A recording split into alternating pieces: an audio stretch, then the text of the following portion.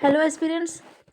आज हम आई दृष्टि जो कि लास्ट वीडियोस हमने अपलोड कर किए हैं कुछ, और अभी 2-3 वीडियो में ये यूपी का करंट अफेयर हमारा कंप्लीट हो जाएगा। ठीक है, तो आप लोग बने रहिए और इस वीडियो को कंप्लीट देखें ताकि आपको, अगर 1 से 2 बार देखते हैं तो आपको अच्छे से याद भी हो जाएगा, और फिर जब आप बुक रीड करेंगे तो उससे आपको काफ़ी हेल्प मिलेगी।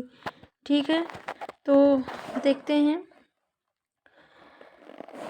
तो पहला हमारा क्या है करंट अफेयर का टॉपिक, ये है उत्तर प्रदेश सार्वजनिक परीक्षा अनुचित साधनों की रोकथाम विधेयक 2024। ठीक है, तो जो सार्वजनिक परीक्षा यानी कि जो उत्तर प्रदेश में जो परीक्षाएं हो रही हैं और उनमें बहुत सारी जो पेपर लीक के मामले आ रहे थे, बहुत ज़्यादा पेपर लीक हो रहे थे। तो उसलिए ये क्या किया गया है कि एक विधेयक पारित किया गया है। तो ये विधेयक कब पारित किया गया है, तो ये 30 जुलाई 2024 को, ठीक है, 30 जुलाई 2024 को उत्तर प्रदेश विधानसभा द्वारा उत्तर प्रदेश सार्वजनिक परीक्षा अनुचित साधनों की रोकथाम विधेयक 2024 को पारित किया गया है। तो पहली बात ये है कि आपको ये याद रखना है कि ये जो विधेयक आया है उत्तर प्रदेश सार्वजनिक परीक्षा अनुचित साधनों की रोकथाम विधेयक 2024, तो ये उत्तर प्रदेश विधानसभा के द्वारा कब पारित किया गया है, तो ये 30 जुलाई 2024 को पारित किया गया है। ठीक है, तो ये आपको डेट याद रखनी है। फिर इस विधेयक में उत्तर प्रदेश सार्वजनिक परीक्षा अनुचित साधनों की रोकथाम अधिनियम 1998, तो जो 1998 में ये जो अधिनियम आया था, ठीक है, तो उसके प्रावधानों में बदलाव किए गए हैं और सार्वजनिक परीक्षाओं में जो पेपर लीक और अन्य अनियमितताओं को रोकने हेतु कड़े प्रावधान किए गए हैं। ठीक है, उत्तर प्रदेश सार्वजनिक परीक्षा अनुचित साधनों की रोकथाम, तो थोड़ा सा आपको ये वाला जो डेट है ये याद रखना है कि उत्तर प्रदेश सार्वजनिक परीक्षा अनुचित साधनों की रोकथाम अधिनियम 1998, यानी कि जो वो उत्तर प्रदेश सार्वजनिक परीक्षा अनुचित साधनों की रोकथाम विधेयक ये पारित हुआ, ये विधेयक है। ठीक है, और अधिनियम कब आया था, तो अधिनियम आया था 1998 में। ठीक है, तो उसी में कुछ चेंजेस किए गए हैं। ये चीज़ आपको, ये डेट आपको याद रखनी है। उत्तर प्रदेश सार्वजनिक परीक्षा अनुचित साधनों की रोकथाम विधेयक 2024 में सार्वजनिक परीक्षाओं में अनुचित व्यवहार और पेपर लीक में शामिल लोगों के लिए अधिकतम सजा आजीवन कारावास और अधिकतम 1 करोड़ रुपए के जुर्माने का प्रावधान भी इसमें शामिल है। तो ये सारे प्रावधान इसमें किए गए हैं।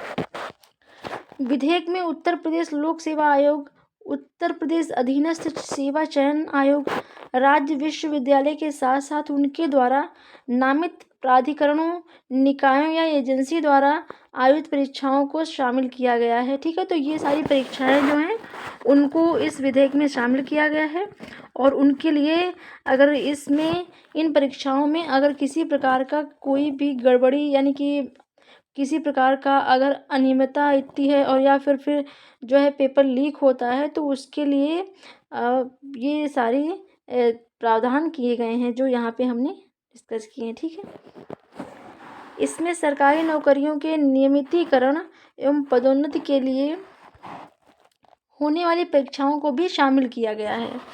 ठीक है, जैसे नौकरियों में भी या फिर जो पदोन्नति होती है तो उसमें भी गड़बड़ी होती है, तो उसके लिए भी जो प्रावधान है वो शामिल किए गए हैं। विधेयक के तहत यदि पेपर लीक व नकल सहित परीक्षा से जुड़ी गड़बड़ियों में परीक्षा संस्थान या परीक्षा कराने वाली एजेंसी संलिप्त पाई जाती है, तो उसके कारण होने वाले वित्तीय बोझ की वसूली कौन करेगा, वो उस जो कृत्य जो किया गया है उससे संबंधित संस्था या एजेंसी या फिर व्यक्ति, उसी से उसकी भरपाई की जाएगी।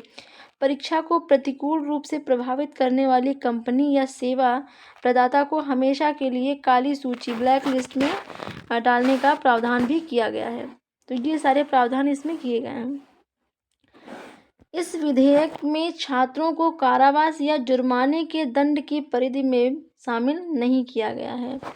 इस विधेयक में छात्रों को कारावास या जुर्माने के दंड की परिधि में शामिल नहीं किया गया है और अनुचित साधनों के प्रयोग में छात्रों के शामिल होने पर उनका परीक्षा परिणाम रोककर उन्हें 1 वर्ष के लिए अगली परीक्षा में हिस्सा लेने से रोक दिया जाएगा। तो इस विधेयक में क्या है कि छात्रों को कारावास या जुर्माने के दंड में शामिल नहीं किया गया है, लेकिन अगर कोई अनुचित साधनों का प्रयोग करता है छात्र, तो उसमें जो शामिल होने वाला छात्र एग्ज़ाम में, तो उसको क्या किया जाएगा कि उसका परीक्षा परिणाम रोक दिया जाएगा और उसको 1 वर्ष के लिए नेक्स्ट परीक्षा में हिस्सा लेने से रोक लगा दी जाएगी। ठीक है, तो ये सारे प्रावधान हैं उत्तर प्रदेश सार्वजनिक परीक्षा अनुचित साधनों की रोकथाम विधेयक। तो ये वाला आई होप कि आप लोगों को समझ में आ गया होगा, और 1 से 2 बार वीडियो अगर आप अच्छे से देखेंगे तो आपको काफ़ी हेल्पफुल रहेगा ये। ठीक है, फिर ये वाला बहुत इम्पोर्टेंट है, ये जो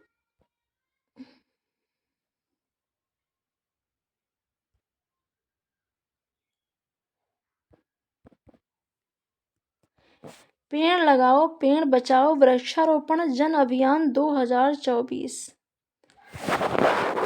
पेड़ लगाओ बचाओ